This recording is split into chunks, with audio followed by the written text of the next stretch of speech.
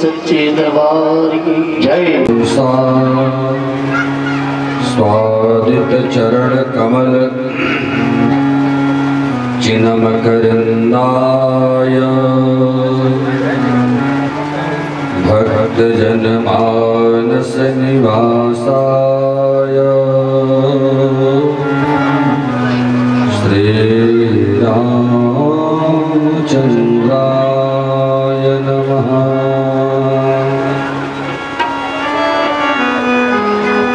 ध्येयं सदा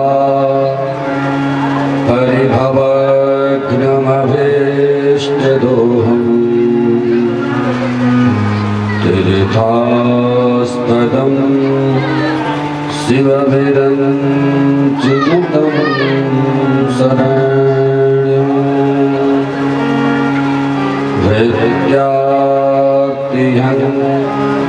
प्रणतपालभवाब्धिपोतं वन्दे महापुरुषते चरणारविन्दम्। सच्चिदानन्दरूपाय विश्वोत्पत्त्यादिहेतवे तापत्रयविनाशाय श्रीकृष्णाय वयं नमः। अखण्डमण्डलाकारं व्याप्तं येन चराचरं तत्पदं दर्शितं येन तस्मै श्रीगुरुवे नमः।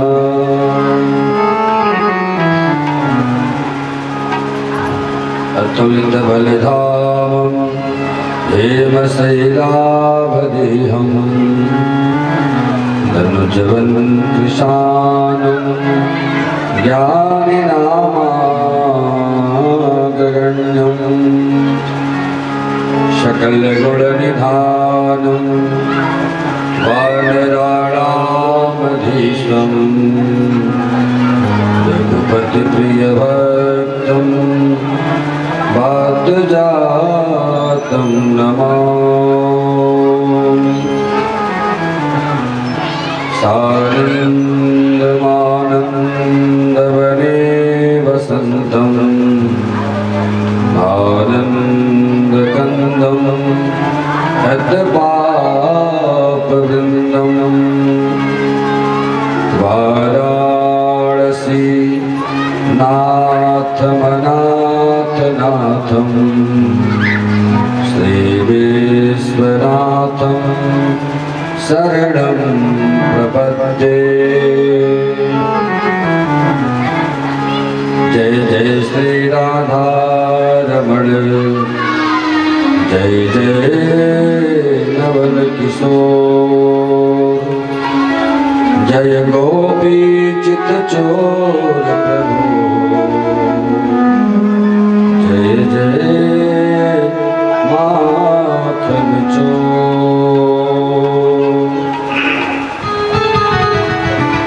बोले भक्तवत्सल भगवान की जय। आनंद कंद भगवान की जय। श्री व्यास जी महाराज की जय। श्री सुखदेव जी महाराज की श्री सद्गुरुदेव भगवान की जय। श्री हनुमंतलाल जी महाराज की जय। बाबा विश्वनाथ की जय। जय जय श्री राधे।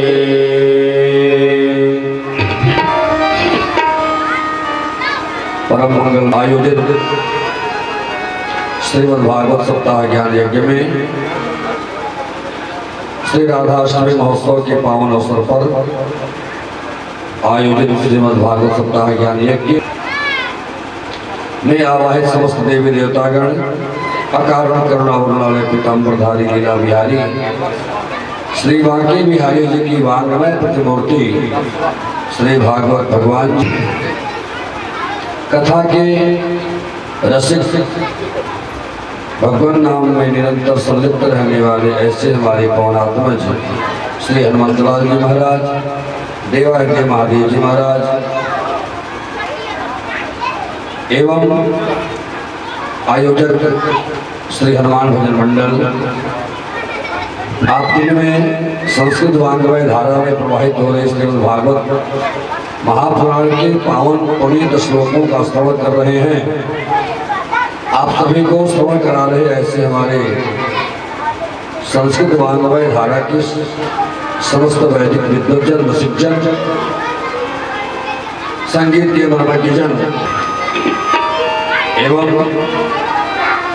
अपने जीवन के चतुर्थ अवस्था में पहुंच चुके हैं और हमारे ग्राम सभा के वयोवृद्ध सबके काका ही लगते होंगे ऐसे हमारे जजमान श्री रथुरी प्रसाद काका जी अपने पत्नी सहित और आज इस प्रांगण का एक और सौभाग्य फाजिल, जिस विषय की चर्चा करनी है उधर हम चले और मन और वाणी को पवित्र करें। इसके लिए भगवान के पावन नामों का आश्रय लें। तत्पश्चात भगवान के कुछ चरित्रों का अवगाहन किया जाएगा। आइए बड़े भाव से सभी ताली बजाते हुए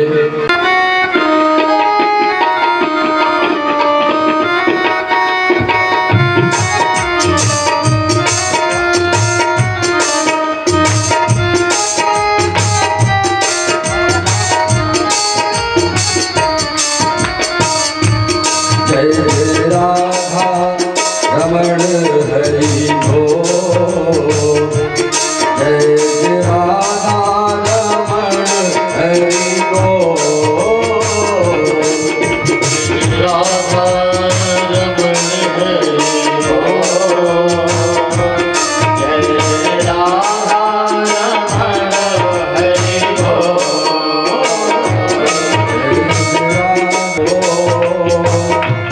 जय जय राधा रमण हरि बोल,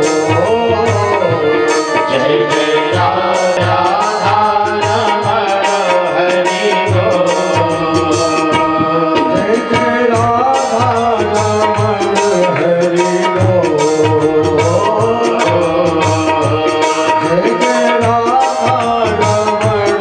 हरि बोल, जय जय राधा रमण हरि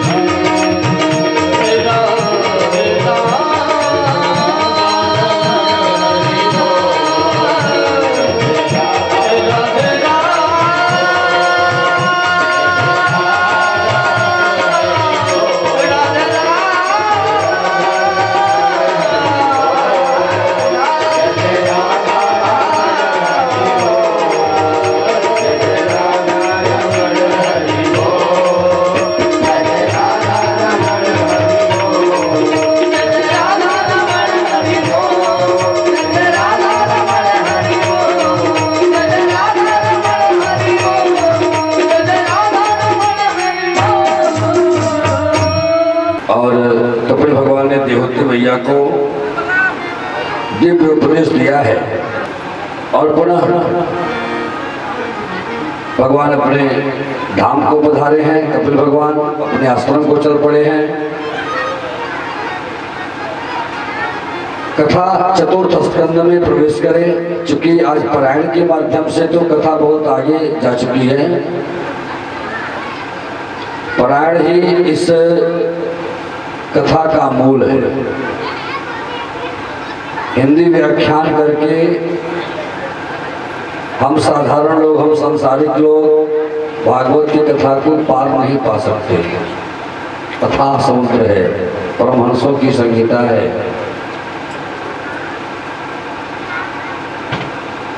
तो मनु महाराज की 3 बेटियां होती हैं, 2 पुत्र होते हैं। मझली बेटी देवहूति का विवाह कर्दम महामुनि से होता है। अब 2 बेटियां और रह जाती हैं। आकृति का विवाह रुचि प्रजापति के साथ। इनके यहाँ साक्षात यज्ञ नारायण भगवान प्रकट हुए। और यज्ञ नारायण भगवान की जय।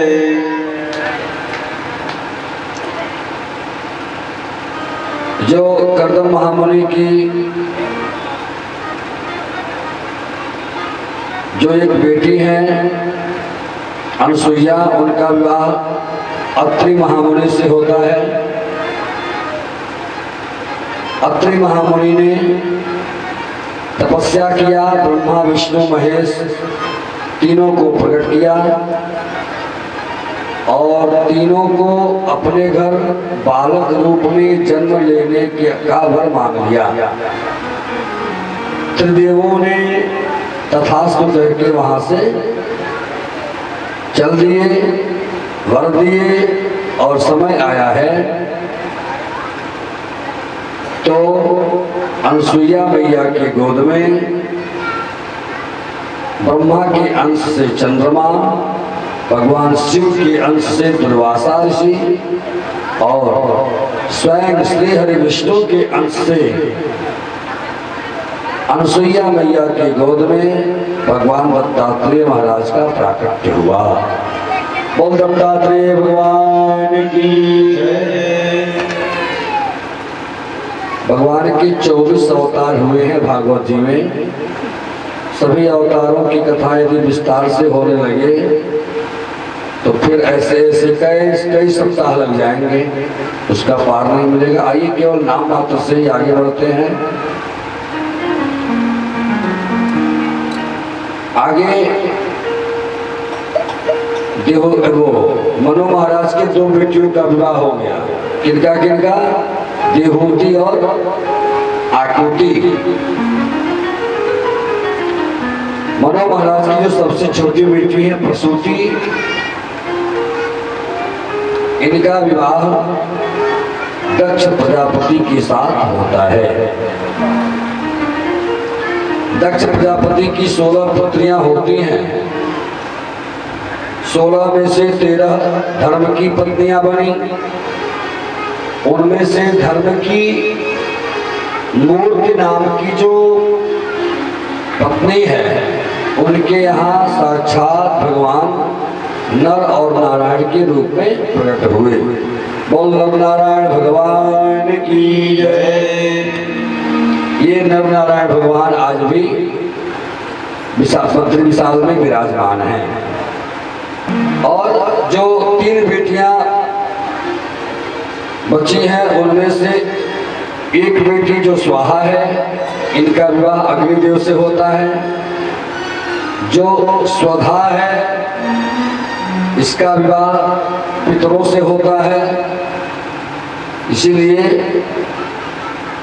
अग्निदेव को जब प्रकट किया जाता है हवन हव्य लेने के लिए, तो स्वाहा कह के पुकारा जाता है। स्वाहा जब कहेंगे तो अग्निदेव और ध्यान से आपकी बात को श्रवण करेंगे, ये पुकारा जाता है।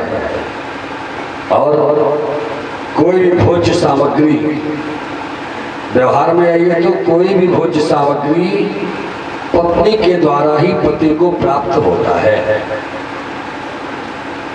पितरों को तर्पण किया जाता है। अभी पितृपक्ष आ रहा है, श्राद्ध पक्ष आ रहा है, सब तर्पण करते हैं।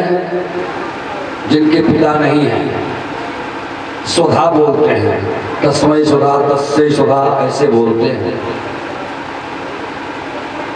तो भैया पितरों को भी यदि तर्पण देना है तो भी उनके पत्नियों के नाम से ही उनको पुकारा जाए तो वो जल उन्हें प्राप्त होता है। ऐसा ये अटूट संबंध है। और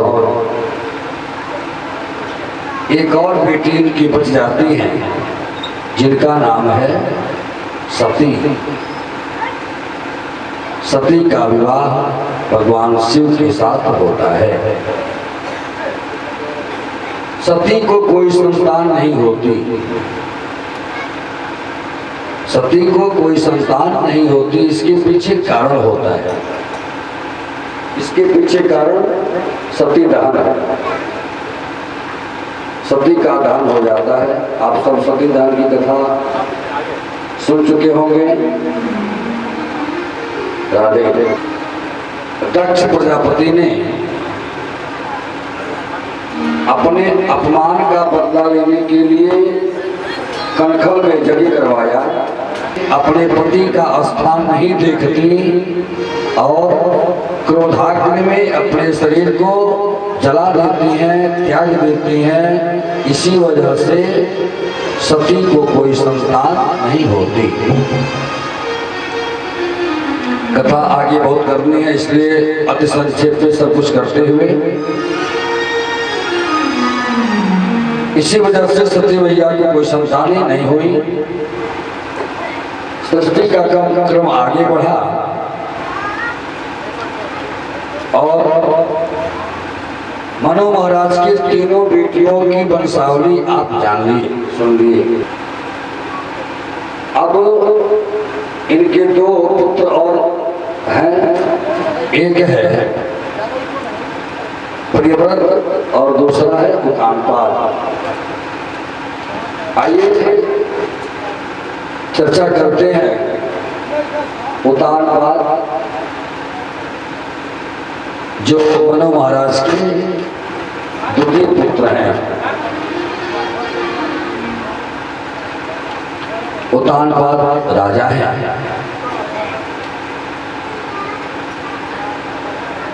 और इनकी एक पत्नी है सुनीति। शास्त्रवत नियम का अनुपालन करने वाली ही सुनीति है। और उतानपाद, उतानपाद कौन है? कल आप सभी श्रवण कर रहे हैं कल से कि हम सभी मनु महाराज के संतान हैं। वहीं से मानवीय सृष्टि का विकास हो रहा है। तो जब वहीं से हम सबका विस्तार हो रहा है, यानी कि हर जीव वहीं से जब चल के हर जीव ही उतानपाद है। हर जीव उनकी वंश है, इसका मतलब हर जीव उतानपाद है। और उतानपाद हर जीव उतानपाद है।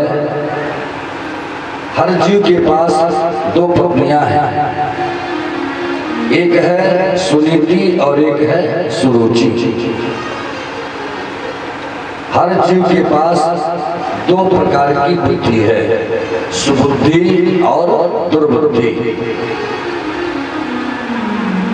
जब यह जीव दुर्बुद्धि का सहारा लेगा तो उसके घरों में उद्धम का जन्म होगा, उद्धम। और जब यह जीव सुनीति का सहारा लेगा तो उसके यहाँ ध्रुव जैसे भक्त जन्म लेते हैं। बोलो भगवत भगवान की जय। आइए कथा श्रवण करते हैं ध्रुव चरित्र।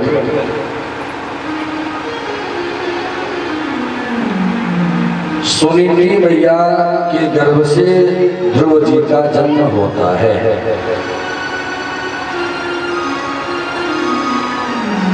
ध्रुव जी धीरे धीरे जब 5 वर्ष के हो जाते हैं, 5 वर्ष का ध्रुव आज अपने पिता की गोद में बैठना चाहता है। कल से परसों से आप श्रवण कर रहे हैं कि सत्संग का फल व्यर्थ नहीं जाता। शास्त्रोक्त आचरण करने वाली हमारी सनातन संस्कृति के स्त्रियों का वो हमेशा कल्याण परक ही होगा, कल्याण करने वाला ही होगा, क्योंकि उसके अंदर जो संस्कार हैं वो संस्कार पलेंगे, बढ़ेंगे और उसी से इस जीव का कल्याण होना निश्चित है। 5 वर्ष का ध्रुव आज अपने पिता की गोद में बैठना चाहता है, अर्थात सत्संग का फल इस जीव के ऊपर प्रभावी होना चाहता है। उसी क्षण जो एक और पत्नी है सुरुचि, एक और जो बुद्धि है दुर्बुद्धि, वो क्या कर बैठती है, वो हावी हो जाती है और सत्संग सूत्र को जीव से दूर, सत्संग सूत्र को जीव से दूर कर देती है। आज यही हुआ। ध्रुव जी उतानपाद राजा है, उनके गोद में बैठना चाहते हैं। सुरुचि मैया ने पाप पकड़ के हटा दिया। अरे जा जा जा, इनके गोद में बैठना है ना, तो जाओ भगवान की तपस्या करो, तपस्या करके वर मांगो कि तुम्हारा जन्म मेरे उदर से हो, तब तुम अपने पिता की गोद में बैठने योग्य होवोगे। आज सुरुचि ने केवल भक्त ध्रुव का अपमान नहीं किया, आज सुरुचि ने स्वयं भगवान को चैलेंज दिया। जाओ तपस्या करो, उनसे वर मांगो कि मेरे उदर से जन्म हो। वाह वाह वाह, भक्त और भगवान दोनों को अपमानित करती है सुरुचि। सुरुचि मैया के वाग्बाणों से व्यथित ध्रुव जी भगे भगे आते हैं अपने भैया सुनीति के पास। सुनीति भैया अपने बेटे ध्रुव का चेहरा देखती हैं, उदास है, लटका हुआ है। कारण पूछती हैं, ध्रुव जी सारी बात बता देते हैं। माँ, क्या पिता की गोद में बैठने के लिए सुरुचि मैया के उदर से जन्म लेना पड़ेगा? ये कौन सी बात है? और सुरुचि मैया ने कहा कि जा अपने पहले परमात्मा को खोजो, तपस्या करो, तब जाकर के तुम्हें पिता का गोद मिलेगा। सुनीति मैया ने तनिक भी कोई टिप्पणी नहीं करी सुनीति के लिए। उस बात को सकारात्मक ढंग से अपने बेटे ध्रुव को समझा देता। प्रियात्मा बंधुओं, अपने परिवार में नकारात्मक सोच मत लाइए। अपने आने वाली पीढ़ियों के सामने नेगेटिव पॉइंट मत रखिए। नेगेटिव पॉइंट को भी पॉजिटिव बना करके समझाइए बच्चों को। सकारात्मक ऊर्जा भरिए बच्चों को, तो शायद वो सत्य का रास्ता पकड़ ले, सही रास्ता पकड़ ले। आज सुरुचि मैया के बागबानों से व्यथित हैं। ध्रुव जी, सुनीति मैया थोड़ा सा भी उल्टा पुल्टा नहीं बोलती हैं और कहती हैं सुरुचि माँ ने तो सही ही कहा है, पिता की गोद में बैठने के लिए तपस्या तो करना ही पड़ता है। उस परम पिता के गोद में बैठने के लिए तपस्या तो करना ही पड़ता है बेटा। ध्रुव जी ने पूछा कि आखिर वो मिलेगा कहाँ? प्रथम पाठशाला माँ होती है, हर जीव की प्रथम गुरु माँ होती है। अपने व्यवहार में भी देखिए, परिवार में भी देखिए, जब बच्चा सयाना हो जाता है, कुछ जानने सुनने योग्य हो जाता है, तो माँ ही सबसे पहले परिचय कराती है कि तुम्हारा पिता कौन है। माँ ने जिसे इंगित कर दिया यही तुम्हारा पिता है, बच्चा उसी दिन से उसे पिता कहने लगता है। सुनीति मैया आज इंगित करती हैं, संकेत करती हैं, बेटा पिता की गोद में बैठने के लिए तपस्या करना ही होता है। ध्रुव जी ने कहा कि आखिर वो पिता मिलेगा कहाँ, तपस्या कहाँ करूं, कैसे मिलेंगे? सुनीति मैया बड़े सकारात्मक ढंग से समझाती हैं, बेटा हरि व्यापक सर्वत्र समाना, हरि व्यापक सर्वत्र, हरि व्यापक सर्वत्र समाना, हरि व्यापक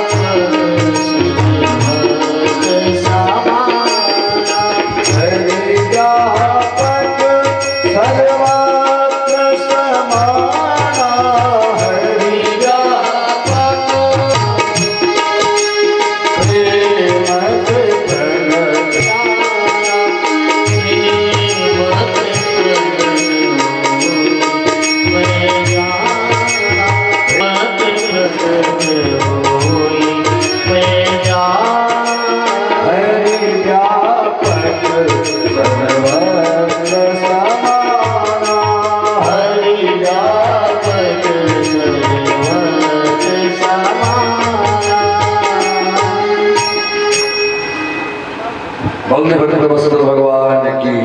बड़ा मेहनत करना पड़ता है पटरी पर आने के लिए, और थोड़ा सा कहीं से कोई डिस्टर्ब हो जाए थोड़ा क्षोभ होता है उनमें।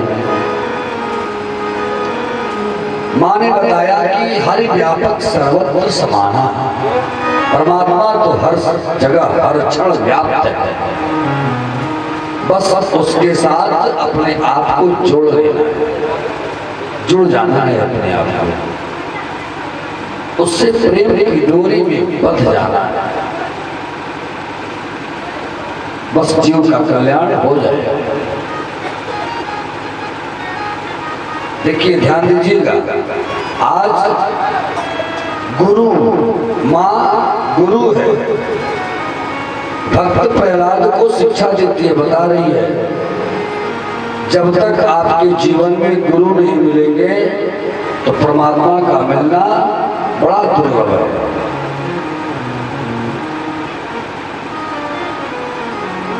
गुरु से बड़ा स्थान है, परमात्मा से बड़ा स्थान है गुरु का। सुनीति मैया ने रास्ता बताया, बेटा जहाँ कहीं भी चाहोगे वो प्रकट हो जाता है, बस उसके साथ प्रेम करना होता है। ध्रुव जी निकल पड़े हैं बाहर, घर से बाहर। रास्ते में एक दिव्य पुरुष से मुलाकात होती है। जब जब कोई भक्त कोई संत संकट में पड़ता है, संशय में पड़ता है, तो हमारे नारद जी प्रकट हो जाते हैं और उसके संशय का अंत करते हैं। आइए, जब जब नारद जी का आगमन होता है तब तब श्रीमन नारायण मंत्र का जप होता है।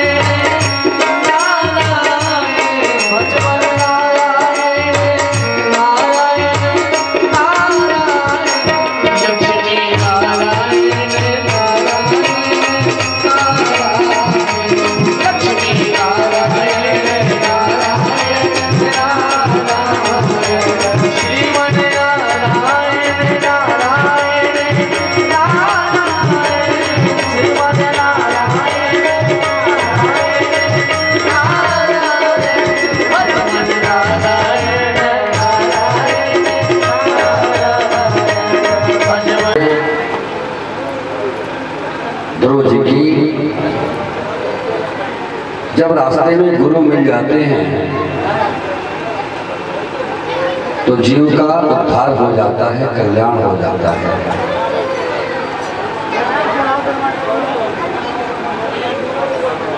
ध्रुव जी नारद जी से पूछते हैं परमात्मा कहाँ मिलेंगे, भगवान कहाँ मिलेंगे, मुझे तपस्या करना है, रास्ता बताइए। नारद जी ने समझाया है, बेटा अभी तुम्हारी उम्र तपस्या करने की नहीं है,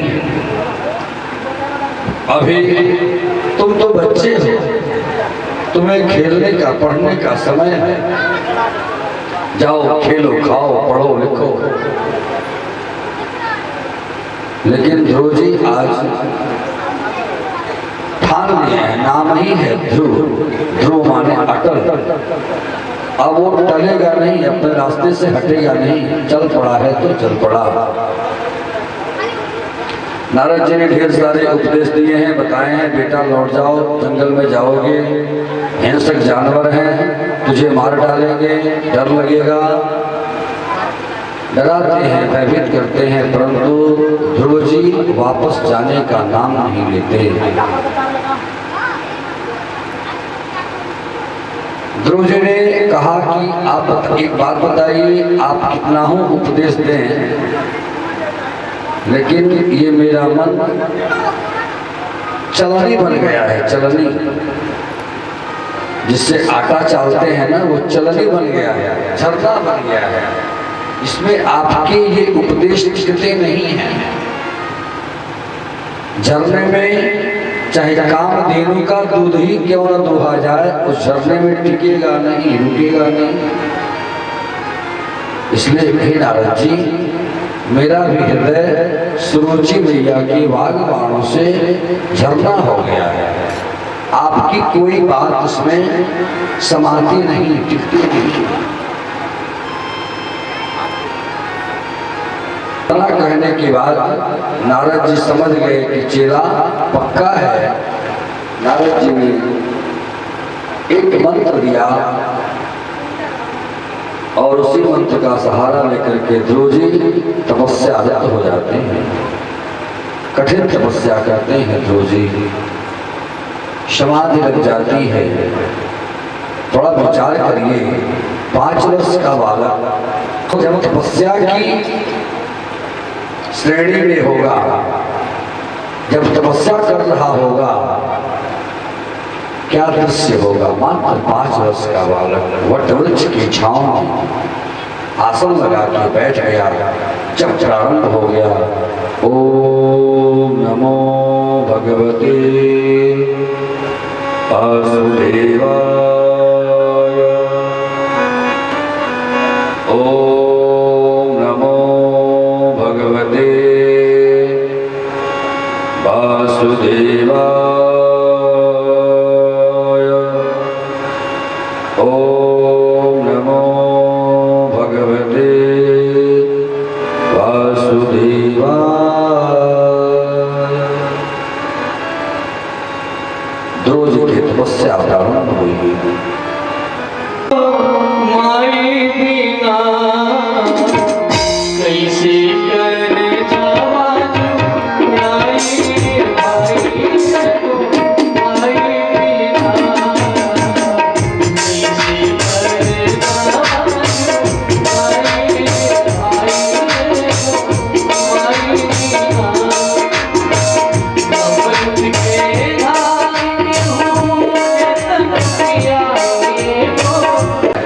इतनी कठिन ये है कि उनके सारे अंग शिथिल, वाणी शुद्ध हो गई है, शरीर में सिर्फ प्राण मात्र हैं, अंग शिथिल पड़ गए हैं। कुछ बोलना चाहते हैं, कुछ कहना चाहते हैं, लेकिन वाणी नहीं है कि बोल पाए।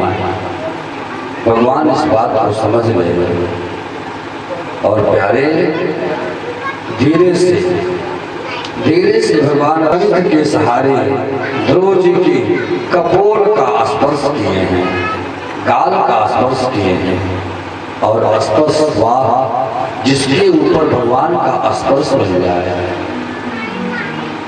दया और कृपा की जो बातें रह गए, जिसको स्पर्श मिल गया भला अब उसे क्या नहीं मिल गया।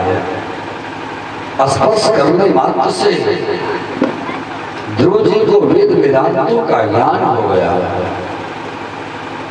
शास्त्रों का ज्ञान हो गया और ध्रुव जी बोल पड़े। कितना गंभीर श्लोक बोलते हैं ध्रुव जी। चोन्तः प्रविश्य मम वाचमिमां प्रसक्तम्, योऽन्तः प्रविश्य मम वाचमिमां प्रसक्तां, सञ्जीवयत्यखिल शक्तिधरः स्वधाम्ना, अन्याश्च हस्तचरण श्रवण प्राणान् नमो भगवते पुरुषाय तुभ्यं, प्राणान् नमो भगवते पुरुषाय तुभ्यं।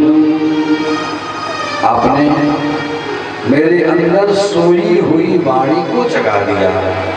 यो प्रविश्य मम वाचमिमां प्रसक्तां, आपने मेरी वाणी को गति दी है, आपने मेरी इंद्रियों को सक्रिय किया।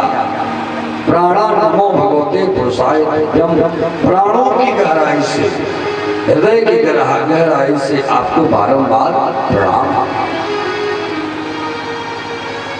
महाराज भगवान की कृपा जिसके ऊपर हो जाए, लंगड़ा भी पर्वत लांघ जाता है। मूकं करोति वाचालं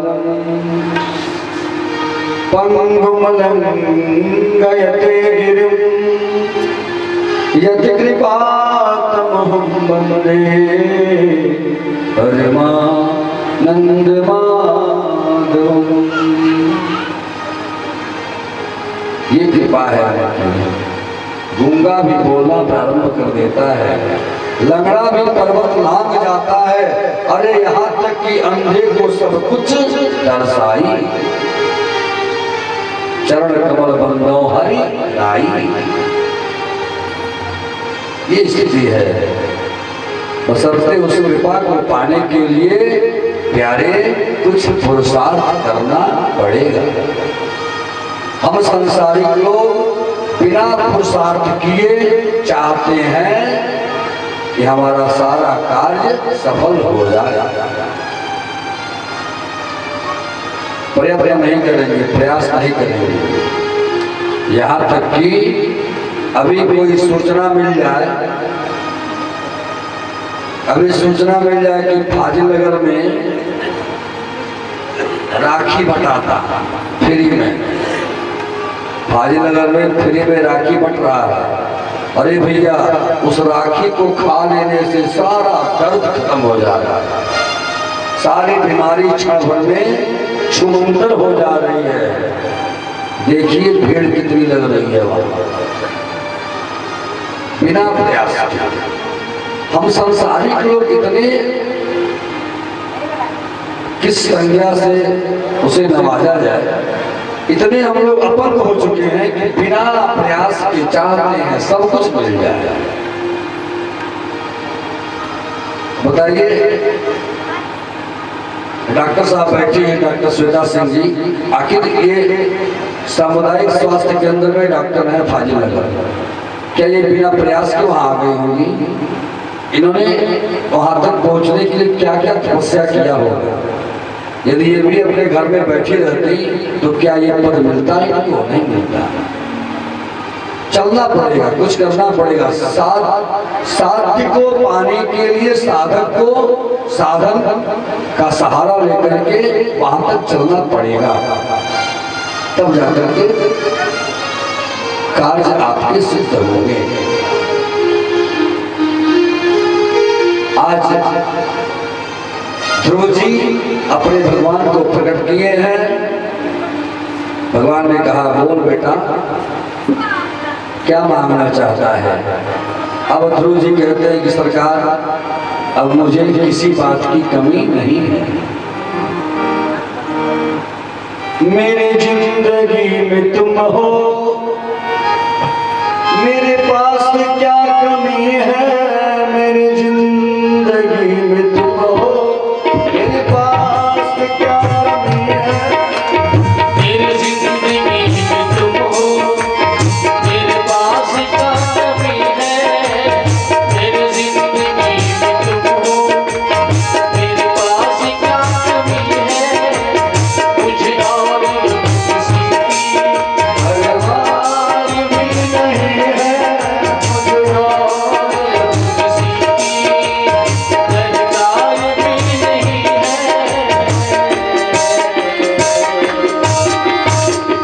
आया है तेरा दर्शन हो, आया है तेरा दर्शन, मेरा नाम हो रहा है।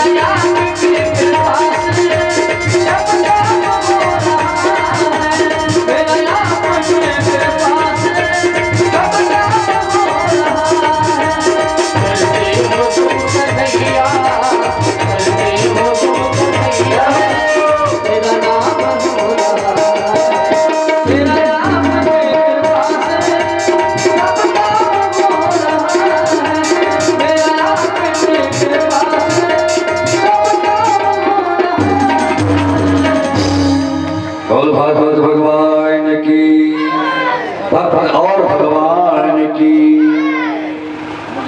ध्रुव जी ने कहा, मुझे अब किसी चीज की कमी नहीं है। कहा, भगवान ने कहा कि अब तो बहुत चालाक हो गया। जैसे ही मेरा दर्शन हुआ कि तू चालाक हो गया, कहा जाए कुछ नहीं चाहिए। भगवान ने आदेश दिया, जाओ जिस गद्दी के लिए तुमने तपस्या किया वो गद्दी तुम्हारी खाली है, जाओ उस गद्दी पर राज्य करो और मेरे आदेशानुसार 36,000 वर्ष तुझे राज्य करना होगा। पुनः मेरी कृपा होगी, तुम मेरे धाम को आओगे। ध्रुव जी वापस आते हैं। नगर में स्वागत की तैयारी की गई है। स्वागत में सबसे पहले सुरुचि भैया आरती की थाली लेकर के आगे आई। जिस सुरुचि ने अपमानित किया था वही सुरुचि आज आरती की थाल लेके आगे बढ़ी। आरती लेके खड़ी है सुरुचि भैया। बहरहाल ध्रुव जी को उससे क्या करना। दिव्य स्वागत हुआ है और राजा उत्तानपाद अपने पुत्र को पाकर के बड़े प्रसन्नचित्त होते हैं और सुनीति भैया को कोई गम नहीं। सुनीति भैया शांत हैं, वो सब जानती हैं, शास्त्रोक्त आचरण करने वाली हैं, सनातन संस्कृति की प्रबुद्ध नारी है। महाराज उत्तानपाद राजा अपने पुत्र ध्रुव को सत्ता का भार सौंप करके और स्वयं चले जाते हैं तपस्या करने।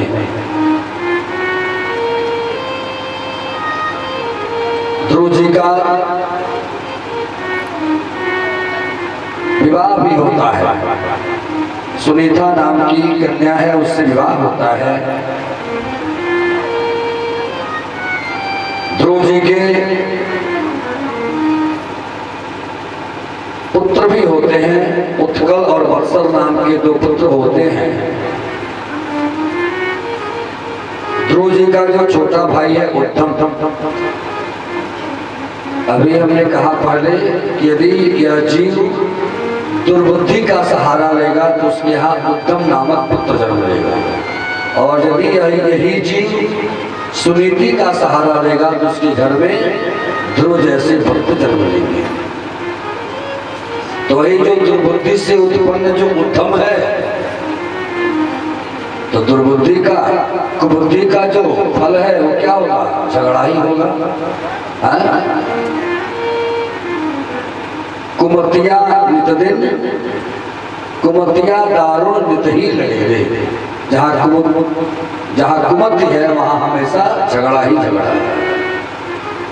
जहाँ सुमति तहाँ संपत्ति नाना, जहाँ कुमति तहाँ विपत्ति निधाना।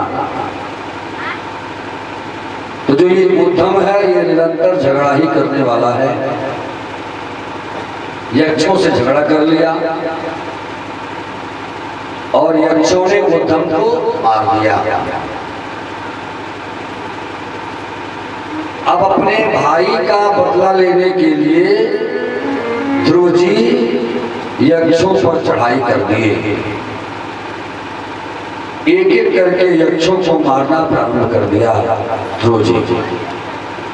ब्रह्मा जी ने रोका है, बेटा ध्रुव तुम्हारे लिए ये कार्य अच्छे नहीं, तुम्हारे हाथों से हिंसा हो ये अच्छा नहीं है, शोभनीय नहीं है। किसी भक्त ने, किसी जिज्ञासु ने प्रश्न किया, यदि ध्रुव जी को भगवान के दर्शन हो ही गए थे, उन्हें सब कुछ ज्ञान हो ही गया था, तो फिर हिंसा का भाव कहां से आया? भाई के मृत्यु के बदले की भावना कहां से आ गई? सज्जनों ध्यान से श्रवण करिएगा। पहले दिन में बताया गया भक्ति आप कर सकते हैं, एकांत में भी बैठ करके साधना कर सकेंगे, लेकिन ज्ञान और वैराग्य होना परम आवश्यक है। तो ज्ञान और वैराग्य की बातें एकांत कोठरी में नहीं बताई जाती। ज्ञान और वैराग्य की बातें ऐसे ही आयोजनों में बताई जाती हैं, ऐसे ही कथाओं में बताई जाती हैं। ध्रुव जी ने भगवान का दर्शन तो कर लिया था, तपस्या करके भगवान को तो प्राप्त कर लिया था, लेकिन ध्रुव को सत्संग नहीं मिला। ध्रुव जी को सत्संग नहीं मिला। आप कितना कोरी भक्ति कर लीजिए, लेकिन जब तक सत्संग का प्रभाव नहीं होगा, आपकी पूरी भक्ति बंध्या है, उससे ज्ञान और वैराग्य जागृत नहीं होंगे। प्रियात्मा बंधुओं, ब्रह्मा जी के मना करने पर ध्रुव जी रुक जाते हैं और पुनः राज्य करने लगते हैं। समय आया है, ध्रुव जी को अब चलने की तैयारी कर रहे हैं। भगवान के पार्षद आए हैं विमान लेकर के। ध्रुव जी अब चलिए, आपका समय हो गया। ध्रुव जी दिव्य विमान में बैठते हैं और चल पड़े हैं वैकुंठ धाम के अधिकारी बनने। ध्रुव जी चले जा रहे हैं, अब चल बैठना चाहते हैं विमान में। उसी क्षण एक सुंदर कन्या आती है उनके सामने। एक सुंदर कन्या आती है, सरकार आप मुझे स्वीकार कर लीजिए तब जाइए। ध्रुव जी से कहती है कि आप मुझे स्वीकार करिए, मुझे वर्ण कर लीजिए तब जाइए। ध्रुव जी ने नाम पूछा है। उस कन्या ने अपना नाम बताया कि मेरा नाम मृत्यु देवी है, मेरा नाम मृत्यु देवी है। सरकार ये मर्त्यलोक है, मर्त्यलोक में जो आता है मुझे वर्ण करता है, मुझे स्वीकार करता है तभी यहाँ से जाता है। ध्रुव जी मृत्यु देवी के माथे पर अपना पैर रख करके और पुनः विमान में विराजमान होकर चल पड़ते हैं। सज्जनों, भक्ति का ही है प्रताप, ये है प्रभाव। मृत्यु को भी आसानी से जीत लेता है, ये है भक्ति का प्रभाव। विमान में बैठे ध्रुव जी चले जा रहे हैं, मन उदास है, चेहरा लटका हुआ है। भगवान के पार्षदों ने पूछा है, ध्रुव जी अब तो आपकी सारी कामनाएं पूर्ण हो गई, फिर भी आपका चेहरा उदास क्यों? ध्रुव जी ने बताया, मैं तो विमान में बैठ करके वैकुंठ धाम को चल रहा हूँ, लेकिन मेरी माँ का क्या होगा? जिन्होंने मुझे इस रास्ते पर लाया उस माँ का क्या होगा? भगवान के पार्षदों ने कहा, बेटा ध्रुव थोड़ा सर ऊपर करके तो देख। ध्रुव जी देख रहे हैं, सर ऊपर करके तो ध्रुव जी से आगे उनके माता सुनीति का विमान जा रहा है। प्यारे, इस परिवार में भक्त ध्रुव का जन्म होगा, ध्रुव का तो कल्याण होगा ही होगा, लेकिन उससे पहले उस माँ का कल्याण होगा। उससे पहले वो माँ वैकुंठ धाम की अधिकारी है, जिसने ध्रुव जैसे पुत्र को जन्म दिया।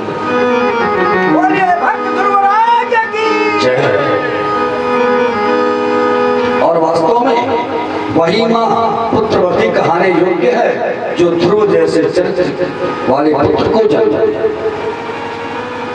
पुत्रवती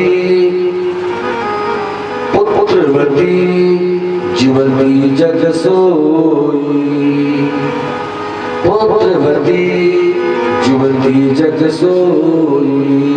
क्या? रघुबर भगत जासु सुत होई। वही माँ पुत्रवती कहानी योग्य है जिसका पुत्र भगवान का भक्त है।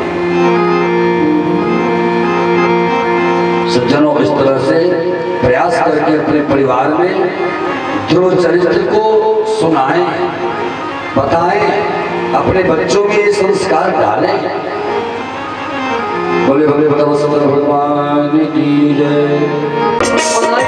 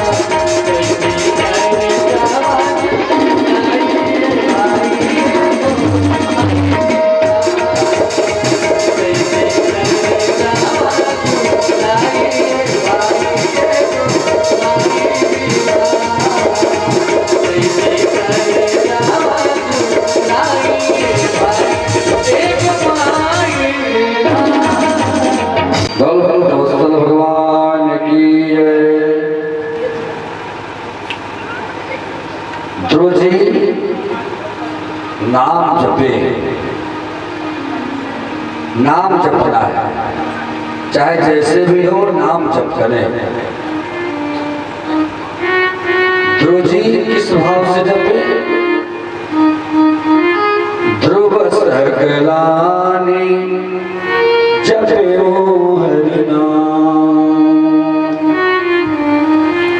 ध्रुव जी ग्लानि पूर्वक भगवान का नाम जपते हैं तो होता क्या है? पाये वचन अनुपम ठाम।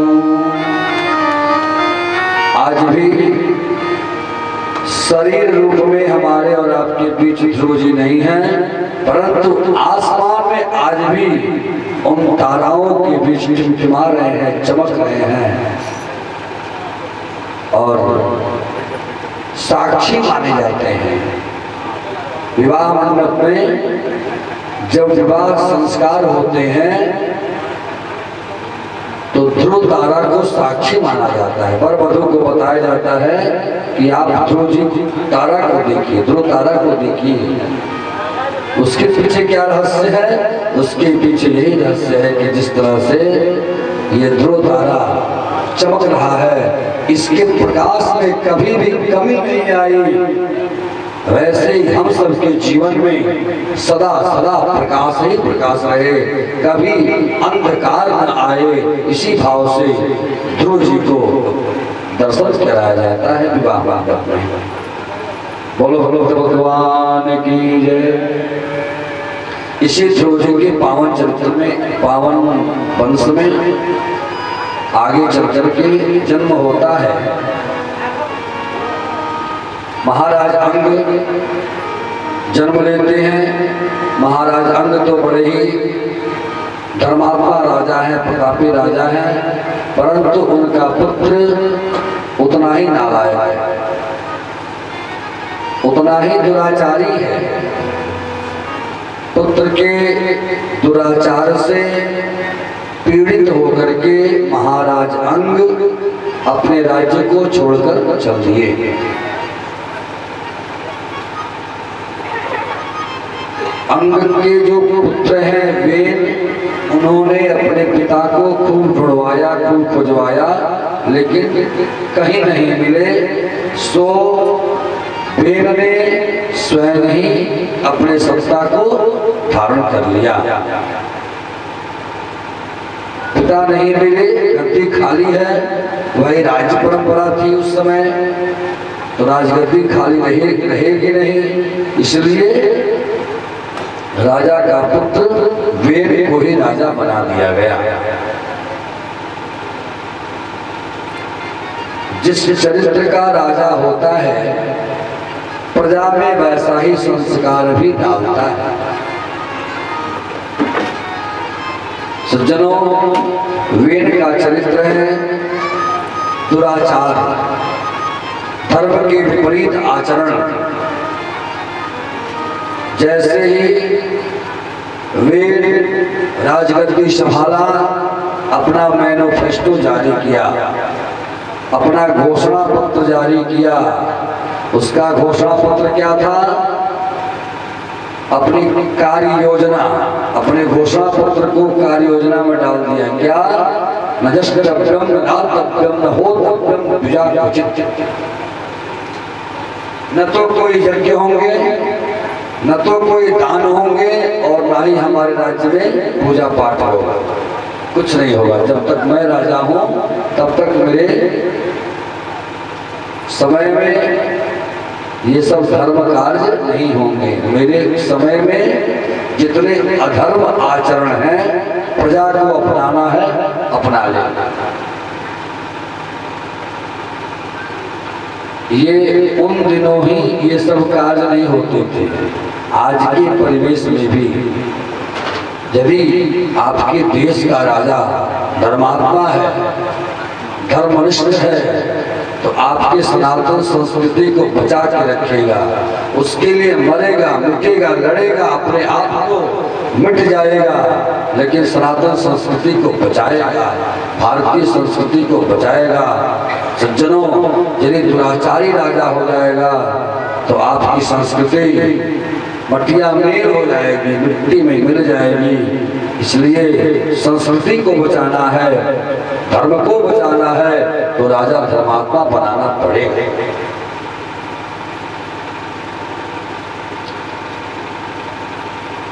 प्यारे,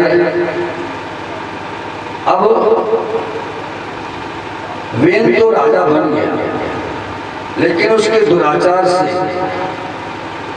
प्रजा त्राहि मचाने लगी। इतना इनकम टैक्स लगा दिया, इतना अधिभार लगा दिया, बात बात पर, कदम कदम पर अधिभार लगा दिया, प्रजा त्राहि करने लगी। और देश में जब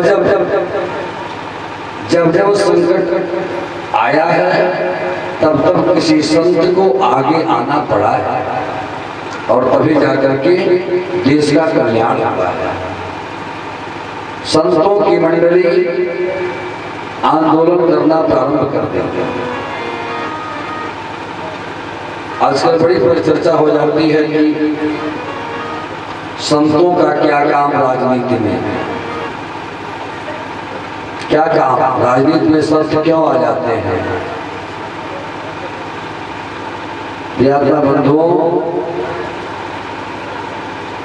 जब राम जी सुग्रीव को जब राजा बनाते हैं,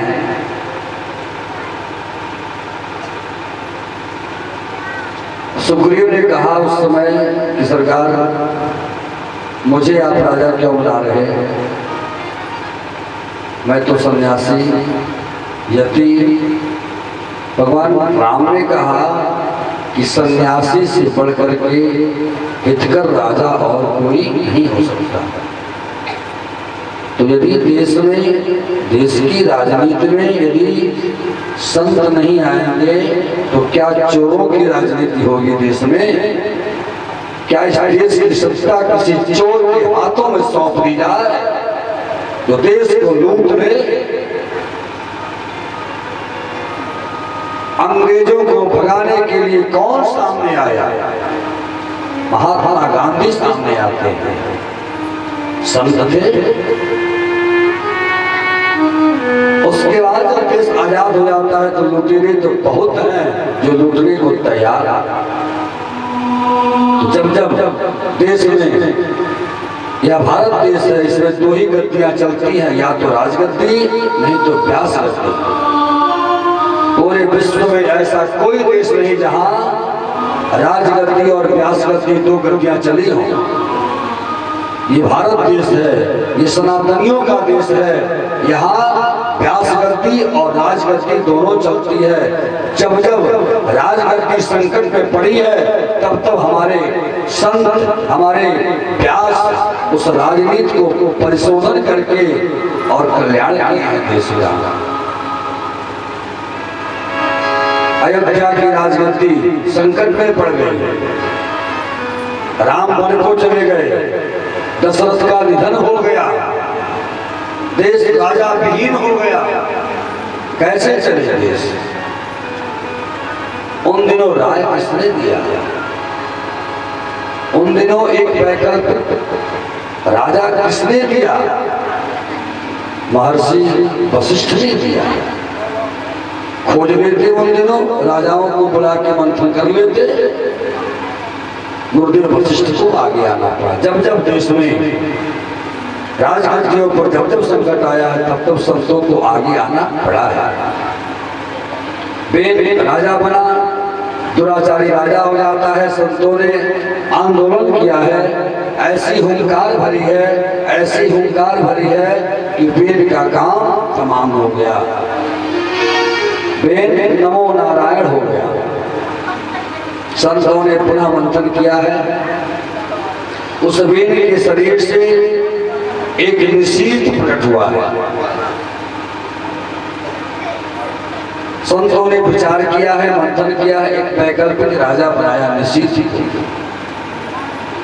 थोड़े दिन के तुम राजा बनो, फिर कोई व्यवस्था हो रही है। और पुनः संतों ने वेद के शरीर का मंथन किया है। साक्षात भगवान स्वरूप चक्रवर्ती महाराज पृथु का जन्म हुआ है। बोल महाराज पृथु भगवान की जय। प्रजा पृथु महाराज को पाकर के अत्यंत प्रसन्न होती है। राजगद्दी पर बिठाया, सम्मान किया है। राजा ने अपने प्रजाओं के लिए ढेर सारी सुविधाएं दी हैं, परंतु अन्न नहीं हो पा रहे हैं। एक रोज राजा ने पृथ्वी को कहा, ऐ पृथ्वी वसुधे तम वधिष्याम, ऐ पृथ्वी मैं तुम्हारा वध कर दूंगा। क्यों? तुम मेरे प्रजाओं को अन्न नहीं दे रहे हो। पृथ्वी मैया हाथ जोड़ के बाहर आ जाते हैं, सरकार आपसे पहले जो राजा हुआ है ना, इतना दुराचारी है, इतना दुराचारी था कि मेरे अन्न की उर्वरा शक्ति भी नष्ट हो गई। महाराज अब आप मेरा दोहन करें, आप मेरा मंथन करें तो मेरी उर्वरा शक्ति जागृत होगी और पुनः आपकी प्रजा अन्न पाएगी। महाराज पृथु ने पृथ्वी का मंथन किया है, इसीलिए चक्रवर्ती महाराज पृथु का नाम पड़ गया पृथु। पृथ्वी का मंथन करने से नाम पड़ गया पृथु। बोलो बोलो भगवान की जय। और सुंदर सुंदर विधिवत महलों ग्रामों की व्यवस्था बनाई। उत्तराखंड में पर्वत की श्रृंखलाओं की माला बनाई। इस तरह से वसुंधरा को सजा दिया महाराज पृथु ने। सस्य श्यामला पृथ्वी हो गई। जिस क्षेत्र में जाओ उस क्षेत्र में फसलें लहलहा रही थी। इससे सिद्ध होता है कि यदि देश का राजा दुराचारी हो जाएगा तो उस देश की मिट्टी भी ऊसर हो जाती है। इसलिए मिट्टी को भी बचाना है तो देश का राजा धार्मिक होना चाहिए। महाराज एक बात पूछूं आप लोगों से, ये चर्चा कब से हो रही है? चर्चा कौन किससे कर रहा है बताओ। चर्चा ये कब से हो रही है? सृष्टि विस्तार की कथा कौन किसको सुना रहा है? कथा आप लोग नहीं सुनते हैं, कौन सुना रहा है बताइए।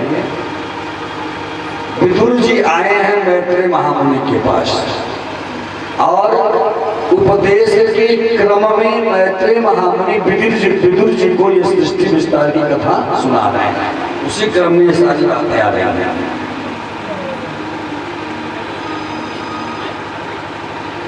इसी जिस वंश की चर्चा हो रही है, किस वंश की चर्चा हो रही है? राजा उत्तानपाद के वंश की चर्चा हो रही है, जिसमें ध्रुव का जन्म होता है, अंग का जन्म होता है, वेद का जन्म होता है। और उसी क्रम में इसी पावन वंश में आगे चल के होते हैं राजा प्राचीन बरही। प्राचीन बरही राजा होते हैं। प्राचीन बरही पाट दिया कुशाओं से, बरही कहते हैं कुशा को। कुशाओं से पृथ्वी को पाट दिया, ढक दिया, नाम पड़ गया प्राचीन बरही। कुशाओं को क्यों पाट दिया? यज्ञ करके पूर्व से पश्चिम तक कुशा ही बिछा दिया, नाम पड़ गया राजा प्राचीन बरही। राजा प्राचीन बरही कर्मकांडी राजा है, यज्ञ तो करता है, लेकिन प्रत्येक यज्ञ के अंत में एक बलि करता है। बलि जीव की बलि करता है। ऐसे करते करते कई घोड़ों की बलि, कई बकरों की बलि दे चुका है।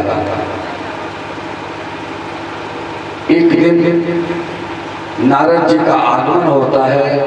नारद जी राजा प्राचीन बरही को समझाते हैं, राजन यज्ञ करना तो अच्छी बात है, परंतु ये यज्ञ के अंत में पशु की बलि दे देना ये गलत बात है। सज्जनों, प्राचीन बरही राजा ने कहा कि आखिर कहीं न कहीं से विधि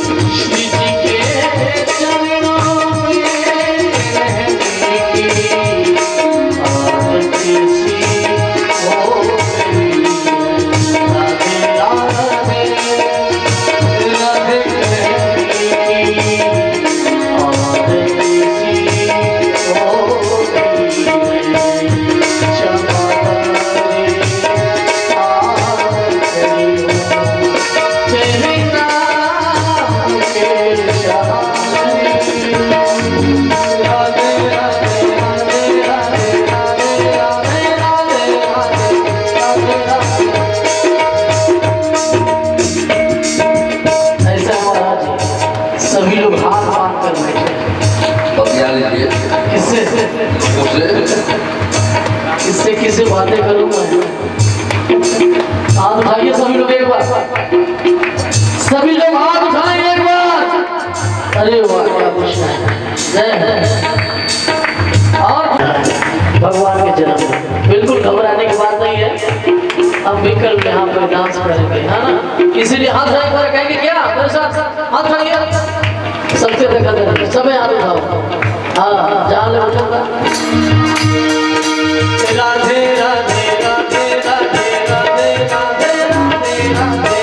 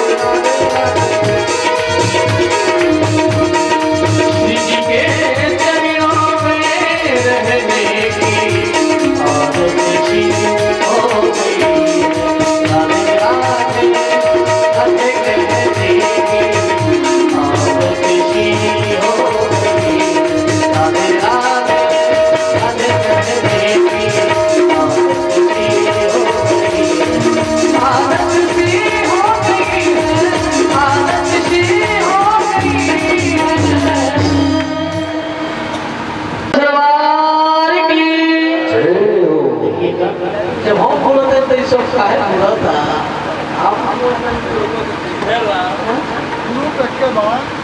मेरा गुरु बोली हरि भगवत भगवान की जय। पंचम स्कंद में आगे पूरे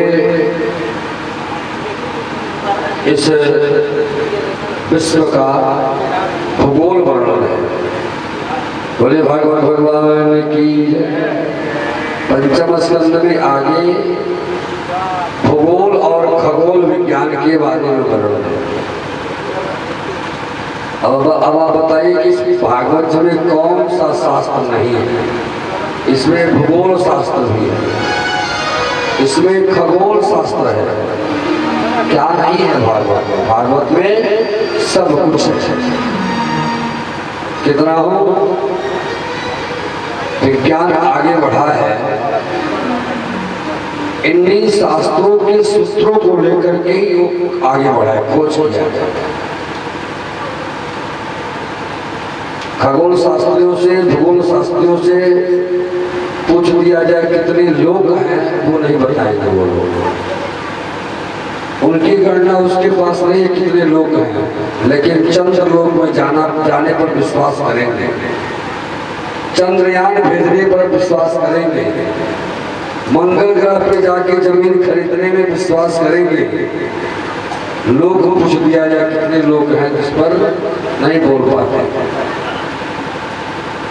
हमारे यहाँ भागवत जी में अतल वितल सुतल तलातल महातल रसातल पाताल, ये आदि 7 लोक पृथ्वी से नीचे बताए गए। खाली ये जमीनिया नहीं किया, निचवा और ही लोग ऐसा नहीं। इसके ऊपर सीधे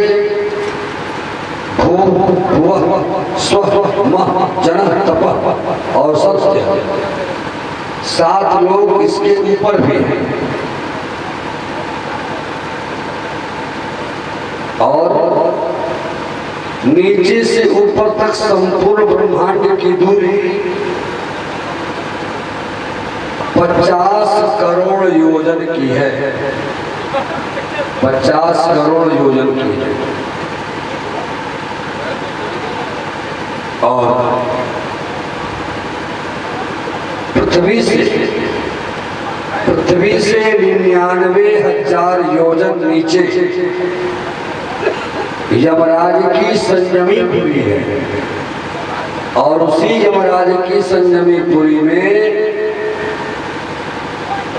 28 नरक बनाए गए हैं। और ये भी 28 नरक अभी प्रमुख नरक है, उप नरक भी गए, उप नरक भी अनेक है। जो जीव जिस प्रकार के पाप कर्मों को करता है उसके अनुसार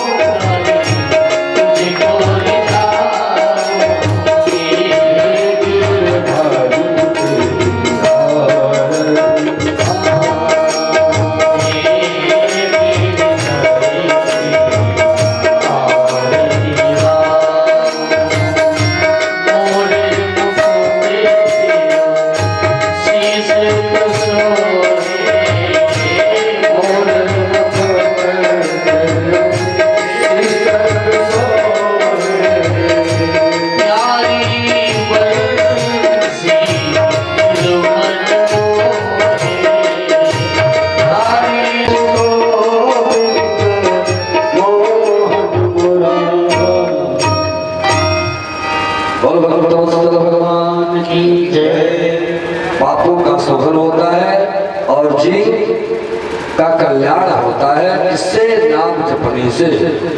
पूरी कथा आप सुन जाएंगे, उसका सार यही मिलेगा, नाम जपो, नाम जपो, नाम जपो बावरे। नाम जप करे, नाम जप करे, नाम जप करे। और आइए इसी संदेश के साथ आज की कथा विश्राम। कल की रात्रि सत्र में कथा भगवान राम का जन्म, भगवान के अन्य जन्मों की व्याख्या करते हुए श्री कृष्ण जन्म तक पहुंचा जाएगा। और चूंकि 7 दिन की कथा है, इसलिए कल चौथे दिन ही हम लोग भगवान का प्रकट उत्सव मना लेंगे। बोले भगवान की जय।